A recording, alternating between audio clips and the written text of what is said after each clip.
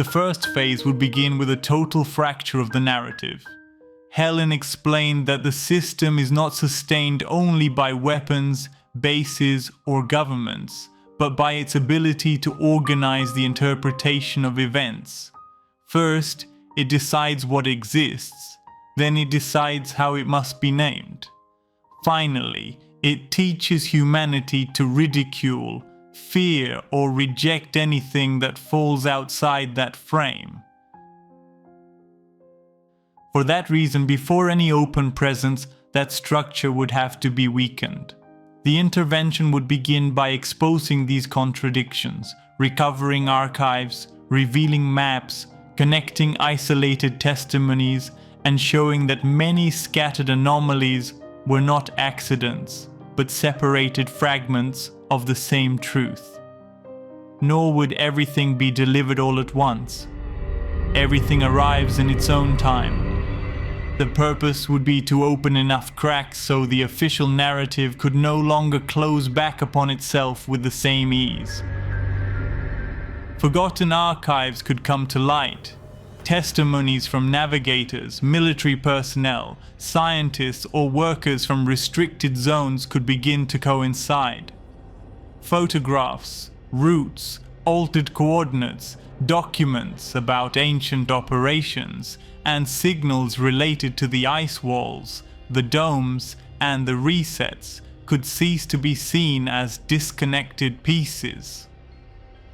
The first phase, Helen said, does not bring the ancestrals before humanity. It brings humanity before the possibility that everything it was taught has been administered, fragmented, and manipulated from the beginning. Phase 2. The opening of passages. The second phase would be activated if the system attempted to move toward an irreversible point. Helen was careful with this part. She said it would not be about evacuating crowds or choosing who deserved to be saved and who did not. That would be the logic of the colonizers. The ancestral intervention in this phase would seek to preserve what could not fall into custodian hands during the fracture of the narrative. Original archives, key witnesses, guardians of knowledge, persecuted families, exposed infiltrators, fragments of memory capable of preventing the prison from being rebuilt with a new image. It is not about choosing who is worth more, Helen said. It is about preventing them from destroying the keys before the door can be opened for many. Because only then will it be possible to free everyone, even those who distrust us today, because we understand the situation.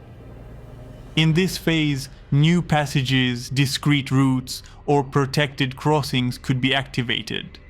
Some would be maritime, others underground. Others would be linked to zones where the borders between regions, domes, or membranes can become permeable under very precise conditions.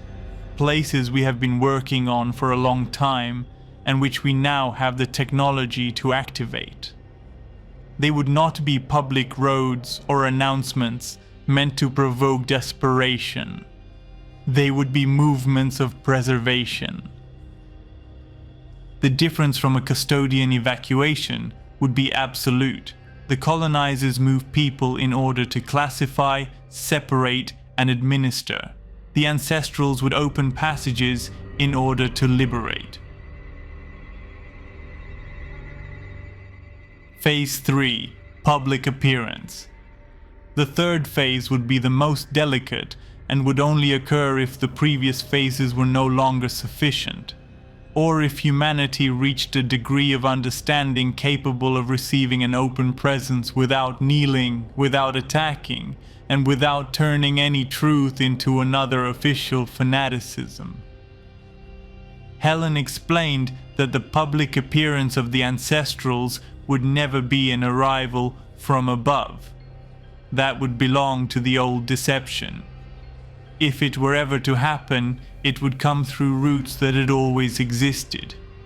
coasts, passages, corridors, regions beyond the walls, ancient maritime routes, and zones humanity had been educated not to look toward.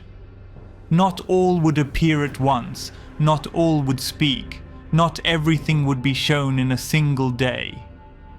But there would be enough presence to break the monopoly of the narrative. Ancestral delegates, Anakim representatives, archives, evidence, vessels, living testimonies, and signs impossible to reduce entirely to mockery or forgery. It would be known.